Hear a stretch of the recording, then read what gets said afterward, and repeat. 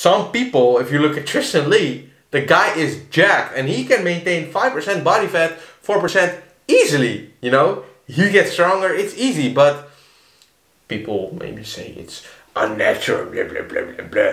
But trust me, even if you're unnatural,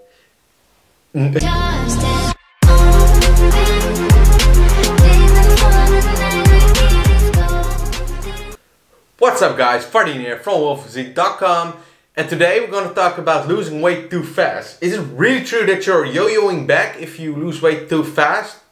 Well, let's get into it. And while you're here, I like making these videos, and sometimes it maybe takes 2 weeks after a couple of videos for me to post them again. But that is because I do research for a lot of videos in just one go, and then I film them in one day. So yes, I change my shirt every video.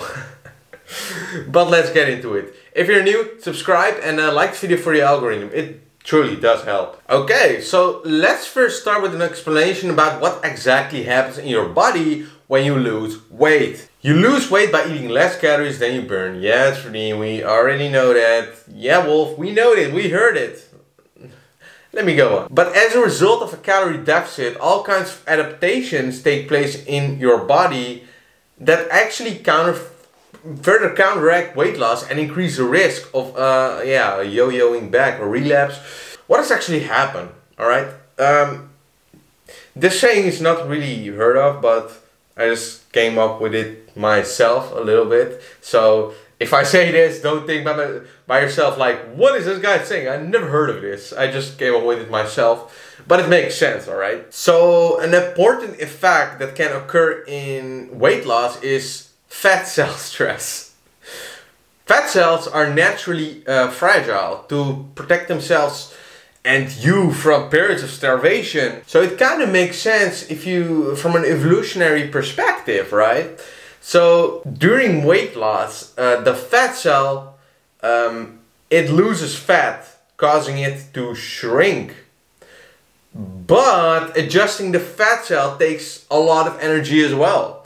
Energy that the body already lacks. So the cell has to endure stress. The easiest way to get rid of that stress is to let the fat cell grow again. Because I don't know if you noticed, but a fat cell can only get smaller. That's when you like look leaner, if that makes sense. You look leaner when the fat cell gets smaller. So the fat cell still stays. So you will always have your fat cells. And that's why some people, if you look at Tristyn Lee, the guy is jacked and he can maintain 5% body fat, 4% easily, you know. He gets stronger, it's easy, but people maybe say it's unnatural, blah, blah, blah, blah, blah. But trust me, even if you're unnatural, 99.5% cannot maintain such a low body fat, alright? It's just too hard, alright? And the reason, if you look at Tristyn Lee, for example, Tristyn Lee has like little to, I will not say no, but he has little fat cells. He doesn't have a lot of fat cells compared to me, for example, because I can stay shredded if I want to, under 7%. But I gotta be honest, I will not feel that great, alright? I can do a lot of things. I can do a lot of things, you know, with my nutrition to make it more fun and do cardio, but at the end of the day, it is just so hard, alright? Trust me, it is just too hard to maintain such a low body fat. So let's go on with the video. So to come back, like I said before, to get rid of the stress, you need to let the fat cell grow again, and that depends all on our genetics, on which point we feel good, in which body fat, etc. But the body has several methods to fight against starvation.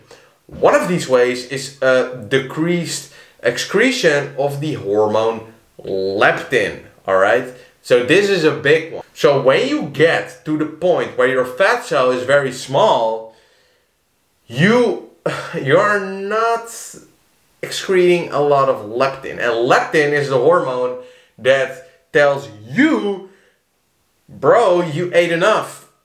It's alright? Stop eating. This is great. Or leptin is just a satiation hormone, alright? So if you have low leptin and you look at food, the food is just, I don't like to eat you. I mean, everyone can be hungry, but when you have low levels of leptin, it's a big problem. And everyone who shredded down that deeply knows this. So yeah, it's just something you have to experience. I'm not telling you to starve yourself, but when your fat cells were very small, I want to keep it short, you're just more hungry, all right? So that's leptin. Leptin is just a signal to your brain like, you ate enough, all right?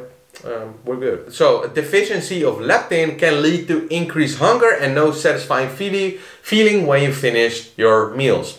Too little leptin in the brains also makes us react differently when we see food, making it even more attractive, which makes it very hard to stay lean for most people, or stay shredded, whatever you want to call it. And then you also have the thing that's called starvation mode. So your body is going to starvation mode, and you reduce your metabolism, blah blah blah.